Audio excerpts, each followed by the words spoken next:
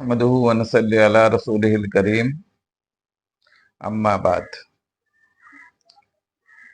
देखें, बहुत सारे लोग, बल्कि इस वक्त जो है सारी लोग जो हैं माली परेशानियों का रोना रोते हैं। कर्ज का रोना है और कारोबार के मंदे पने का रोना है। इसी तरीके से कहते हैं कि महंगाई है।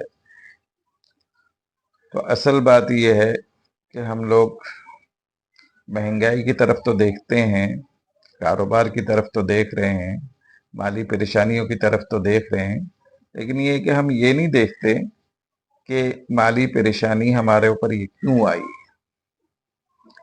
और हमारे पैसों की पैसे तो आ रहे हैं, लेकिन यह है कि उन पैसों के जरिए से जो काम होना चाहिए वो काम क्यों नहीं हो रहा है।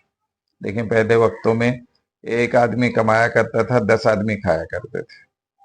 आज हर घर का हर फर्द कमा रहा है, बाप भी कमा रहा है, माँ भी कमा रही है, बेटा भी कमा रहा है, बेटी भी कमा रही है, बहू भी कमा रही है, सभी कमा रहे हैं। लेकिन उसके बावजूद जो है रोना यही है कि हमारे रिस्क के अंदर बरकत नहीं।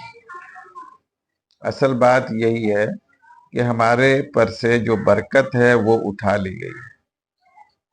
देखें, बरकत का मकसद ये होता है कि 10 रुपए आपके पास आए, लेकिन यह है कि 10 रुपए से आपकी सारी जरूरत पूरी हो जाए। और बरकत के ना होने का मतलब ये होता है आपके पास लाखों रुपए आए, लेकिन यह है कि आपकी जो जरूरत है वो पूरी ना हो। जब आपकी जरूरत ही पूरी नहीं हो रही है तो उन लाखों रुपए का कोई फायदा नहीं। लेकिन यह है कि 10 रुपए में अगर आपकी जरूरत पूरी हो रही है तो वो 10 रुपए आपके काम के हैं।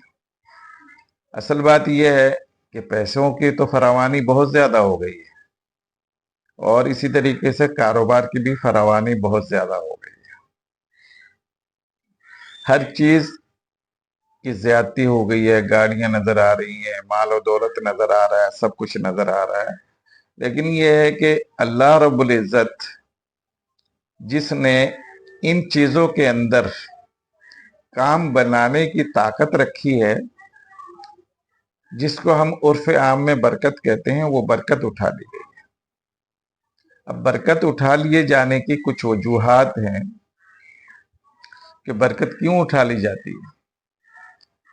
उसकी वजह यह है कि हमारे जो मामलात हैं, हमारे जो लेन देन है, उसके अंदर सबसे बड़ी बात यह है कि अल्लाह रब्बुल इज्जत का जो हिस्सा है उसको हमने खत्म कर दिया। हमेशा याद रखें, जब भी कोई कारोबार करें तो अपने कारोबार के अंदर अल्लाह रब्बुल इज्जत को शरीक करें। दुनिया के अंदर बहुत सारे लोग हैं, खा वो मुसलमान हो या गैर मुस्लिम, वो कारोबार के अंदर कामयाब हुए हैं। तो यह है कि उनसे जब यही पूछा गया कि तुम कामयाब कैसे हुए, तो उन्होंने कहा हमने अल्लाह को अपना शरीक बनाया।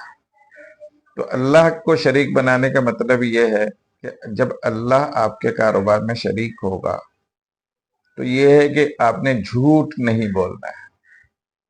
कारोबार के अंदर अगर आप कारोबार करेंगे झूठ बोलकर, तो अल्लाह आपके साथ शरीक नहीं होगा।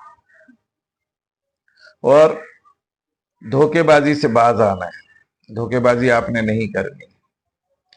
और अल्लाह रब्बुल इज्जत की जो चीजें हैं, जिन चीजों से अल्लाह रब्बुल इज्जत ने मना किया है, उन चीजों से रुकना है। सूदी लेन देन नहीं करना है। अगर आप सूदी लेन देन के साथ कारोबार करेंगे तो आपके कारोबार से अल्लाह रब्बुल इज्जत बरकत को खत्म कर देगा।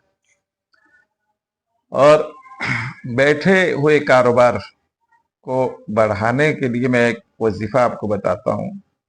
ये देखें, बहुत ही आसान है। आप हर एतबार से परेशान हैं, आपकी परेशानियां आपको आपकी जान नहीं छोड़ रही हैं।